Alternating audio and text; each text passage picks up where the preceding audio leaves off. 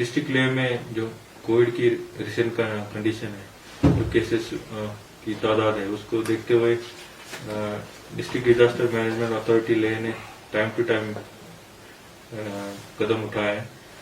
जैसे हमने पहले वीकेंड लॉकडाउन जो था हमारा कोरोना वीकेंड कर्फ्यू, उससे शुरुआत की थी। उसके बाद हमने जो कोरोना कर्फ्यू को एक्सटेंड किया था, जो कल सुबह 5 बजे तक ही था। तो उसके बाद हमने सिचुएशन को देखते हुए पॉजिटिविटी रेट और जो केसेस आ रहे हैं, हमारे हॉस्पिटल एडमिशन, ये सारा असेसमेंट करके ये डिसीजन लिया कि जो हमारा कोविड कर्फ्यू है वो एक्सटेंड होगा नेक्स्ट मंडे, मतलब 24 मई तक सुबह 5 बजे तक ये कोरोना कर्फ्यू एक्सटेंड हो रहा है।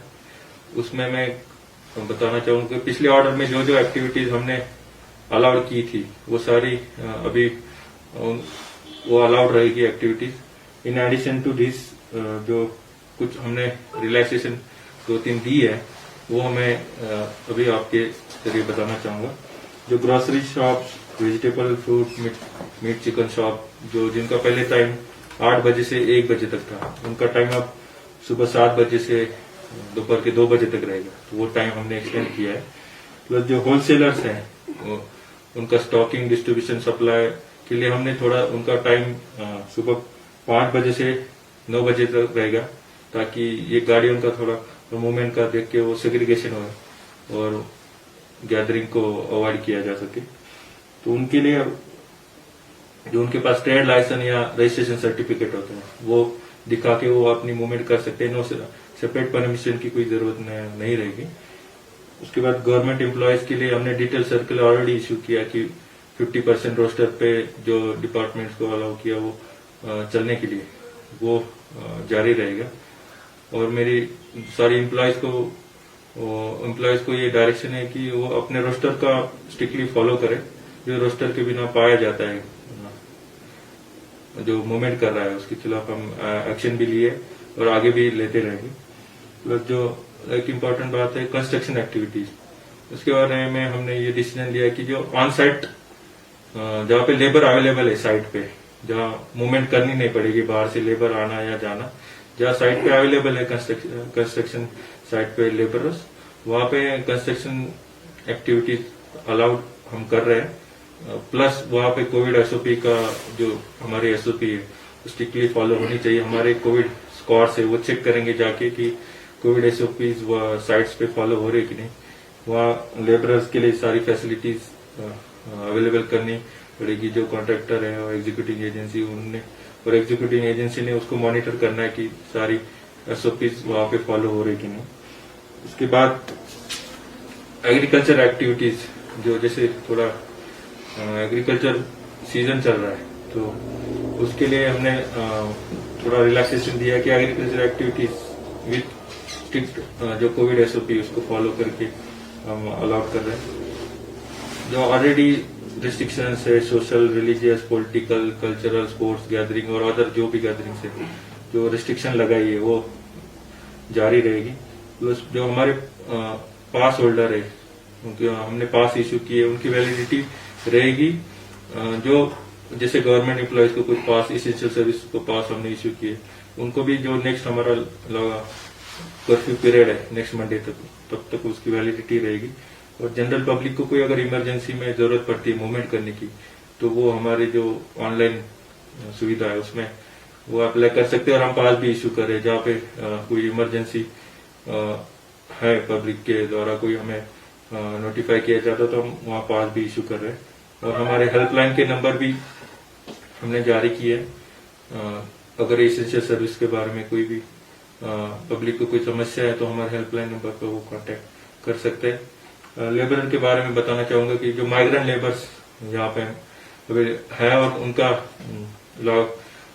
कर्फ्यू के टाइम जो लाइवलीहुड का इशू होता है जनरली, उसके लिए हमने काफी कदम उठाए कि जो लेबरर्स के लिए राशन, उसमें राइस, दाल, तेल, सोप, फिर सैनिटाइजर, मास्क, ये हम प्रोवाइड कर रहे हैं। और वो डिस्ट्रीब्यूशन ऑलरेडी स्टार्ट हुआ है। कल कंपारी एरिया में जो माइग्रेंट लेबरर्स थे उनके राशन हमने डिस्ट्रीब्यूट किया और वो चलता रहेगा ये कर्फ्यू पीरियड में। तो मेरी अपील सब लेबरर्स की को भी हुई कि कर्फ्यू पीरियड कुछ टाइम के लिए कि कोरोना की सिचुएशन में देखते हुए तो उनका पूरा जो लाइवलीहुड का इश्यू है उसमें इसेंशियल सप्लाईज को लेके एडमिनिस्ट्रेशन उनकी पूरी सहायता करेगी। और मेरी जनरल पब्लिक से भी अपील रहेगी कि रूमर्स पे वो ध्यान न दे, रूमर्स ना फैलाए। हमारा स्ट्रिक्ट ऑब्जर्वेंस है, पुलिस भी उसको मॉनिटर कर रही है कि सोशल मीडिया के थ्रू अगर कोई रूमर मॉन्गरिंग हो रही है तो उसके खिलाफ भी एक्शन लिए जा रहे। टूरिस्ट के बारे में बताना चाहोगे कि MHA की गाइडलाइंस है कि इंटरस्टेट मूवमेंट पे कोई बैन नहीं है। तो हमने उसके बारे में ये कदम लिया कि जो भी टूरिस्ट आ रहा है तो वो RT-PCR रिपोर्ट लेके आएगा जिसमें वो 96 आवर से पुराना ना हो। जो हम आंकड़े भी देखे तो टूरिस्ट की मूवमेंट काफी अभी कम हो गई है, काफी उनका आना कम हो गया है। और जैसे इंटरस्टेट मूवमेंट पे बैन नहीं है तो उसको देखते हुए और हमारी यहाँ की सिचुएशन को देखते हुए हमने RT-PCR कंपलसरी किया। जो भी मूवमेंट हो रही है एयर भी हो रही है, बाय रोड भी हो, RT-PCR चेक करके ही उनको एंट्री दी जा रही है। जैसे सर्ची हो, हमारे उप स्क्रीनिंग पॉइंट हो या खलसी वाला पॉइंट हो, प्लस हमारा एयरपोर्ट, तो वहां स्ट्रिक्टली ऑब्जर्व किया। SOPs को देखा जा रहा है कि जो भी बाहर से आ रहे लेबरर्स भी हो उनकी भी मूवमेंट अभी काफी कम हो गई है। तो जो भी बाहर से आ रहे लेबरर हो, टूरिस्ट हो, तो अगर RT-PCR नहीं है तो जैसे SOPs में लिखा है उसको हम इम्प्लीमेंट कर रहे हैं। तो मेरी ये अपील यही रहेगी कि पब्लिक से भी कि अभी से का पीरियड काफी क्रिटिकल है तो हमें कोऑपरेट करे और जो अभी एडमिनिस्ट्रेशन के द्वारा टाइम टू टाइम SOP हम जारी कर रहे हैं उसको फॉलो करें और जो कोविड का स्प्रेड हो रहा है उसको कंट्रोल करने में एडमिनिस्ट्रेशन की मदद करें। पुलिस पॉइंट ऑफ व्यू मैं यही कहना चाहूंगा कि काफी कोऑपरेशन मेरा लोगों का, कोई एक्स्ट्रा हमें कोई एफर्ट करने नहीं पड़ी लॉकडाउन को इन्फोर्स करने में। हाँ, जहाँ पे कुछ वायलेशंस हुई वहाँ FIRs लॉन्च हुई। पासेस को लेकर थोड़ा सा हमें लोग मिसयूज करने का कुछ रिपोर्ट्स आए तो वो भी अब स्ट्रीमलाइन हो चुका है।